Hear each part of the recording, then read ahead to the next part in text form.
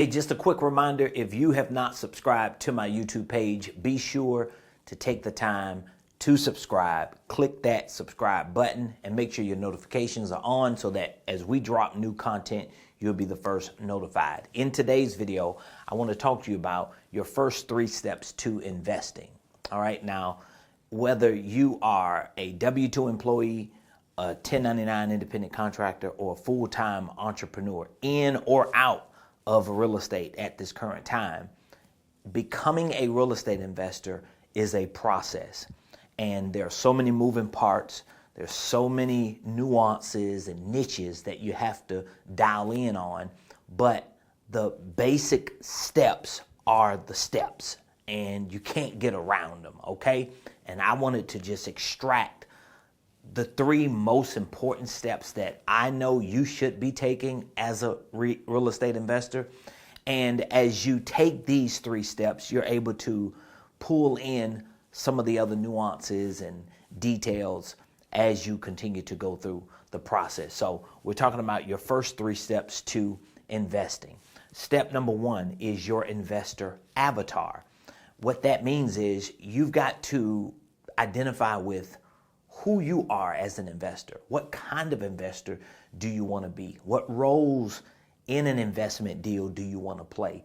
Are you a passive investor, or are you an active investor? If you're a passive investor, then that means you're not going to be involved in a lot of the day-to-day activities. You're not going to assume certain levels of responsibility. Most passive investors are either private money lenders, limited partners, because they have a limited role and a limited responsibility. And of course, your rewards are not going to be like an active investor. Now, if you are an active investor, one of the ways that you are able to find your investor avatar is to just look at the entirety of a real estate deal. Like, for example, from the beginning of a deal, that is the entry, to, let's say, the exit of a deal, there are 5 steps, okay? So you have the step of finding a deal, you have the step of forming deals, you have the step of funding deals, you have the step of fixing deals, and then you have the step of flipping deals. So when you think about what kind of investor you want to be, and you know you want to be an active investor, okay, then what is my avatar as an active investor? Meaning that what activities that go in each of these 5 steps that I want to personally participate in or take responsibility for. If it's finding deals, then that means I've got to know how to get out there and market.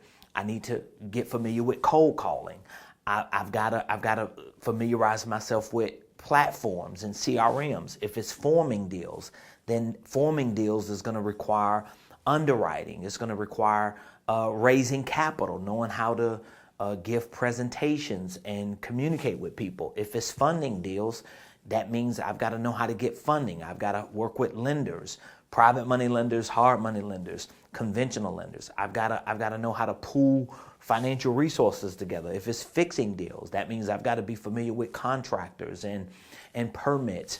If it's flipping deals, I've got to be familiar with agents and how to exit a deal, whether I'm flipping it as a retail flip, or am I flipping it or exiting it in terms of holding it as a long-term or short mid-term rental. So your investor avatar is really tied to the skill sets that you want to develop. Your investor avatar is tied to what activities within these steps do you want to take responsibility for. You ain't got to be the one doing it. You can hire people to do it and outsource it, but you have to be responsible for, because you're the active investor controlling how the entry and the exit of each real estate deal plays out. That's step number 1. To me, I think that's an important step, because if you want to be a passive investor and you don't want to have anything to do with any of these things, guess what? Then you're not even concerning yourself with any other steps. You're just getting money, investing it in other active investors' deals, and just getting a return. But if you want to be an active investor, you have to find your investor avatar. What are the things that make you tick? What is your strength? What are your weaknesses? And what parts of the deal do you feel like you can contribute to and bring value to? And then you could start building a team around that. Of course, there are other people involved in these steps, like attorneys and appraisers and contractors, inspectors, transaction coordinators. There are a lot title companies. There are a lot of people involved, but you need to find your investor avatar. I would say that's step one. Step two is your buy box. Okay, now I need to figure out what kind of real estate do I want to buy. Is it single family? Is it multifamily? Is it commercial? Is it a little bit of both or all three? But the thing is, I've got to focus in on something that I can start with. The acronym for focus, FOCUS, is follow one course until successful. So my ultimate goal is to be in commercial, to be in multifamily, because I have certain strategies that I know I can implement with commercial, like retail type plazas and multifamily properties. But guess what? I know my easiest entry point is single family because I'm familiar with single family. I know all the ins and outs of single family.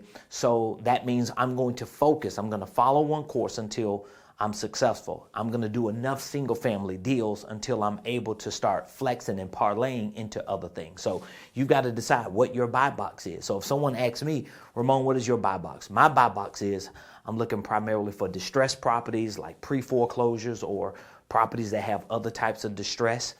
I'm looking for single families, preferably 3-bedroom, 2-bath. Why? Because that's the typical size of the average family that wants to rent or buy a home. 3-bedroom, 2-bath. I have certain areas that I want to look for properties like that in. So I know what my buy box is. There's a certain price range. So I'm not looking for a 3-2 that's $800,000 by the water in South Florida, unless I can get it at a good deal.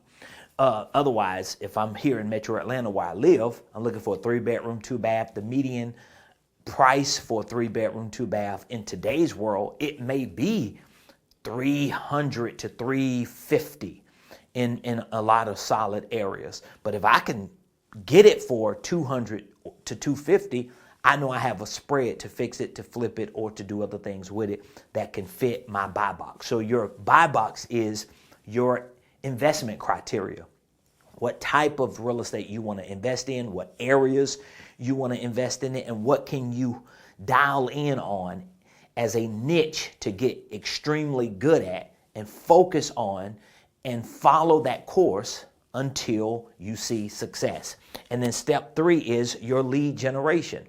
And listen, you could take what I'm saying for what it's worth, but I'm telling you right now, even when you can check the box to know your investor avatar, even when you could check the box and know what your buy box is, and you know what your investment criteria is, and you know what areas, and all that stuff can be checked off, none of it means anything if you do not know how to generate leads, or if you don't know people who know how to generate leads, who can bring deals to you. So being able to generate a lead is about being a marketer, being a deal finder.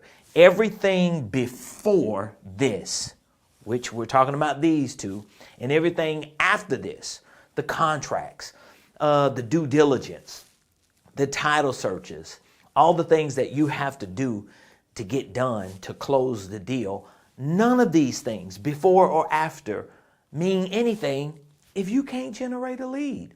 So you have to understand the importance of lead generation. The truth is this.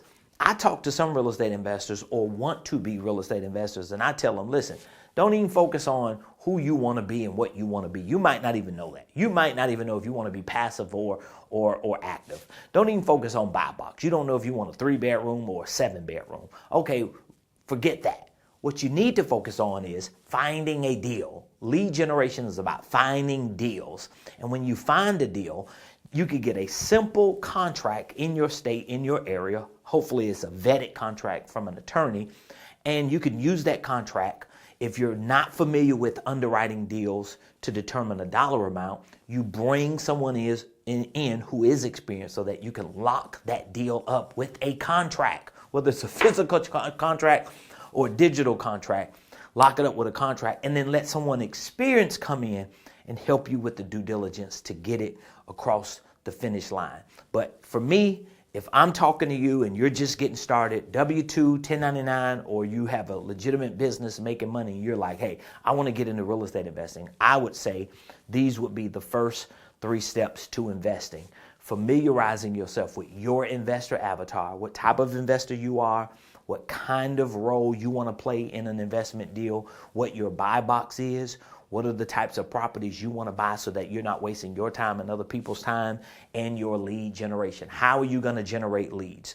Are you targeting pre-foreclosures? Are you targeting other distressed properties? Are you looking on the MLS? Are you going through real estate agents? Are you sending mailers out? Are you cold calling? Are you doing all of the above? Are you just networking and connecting with wholesalers and agents who are bringing you deals?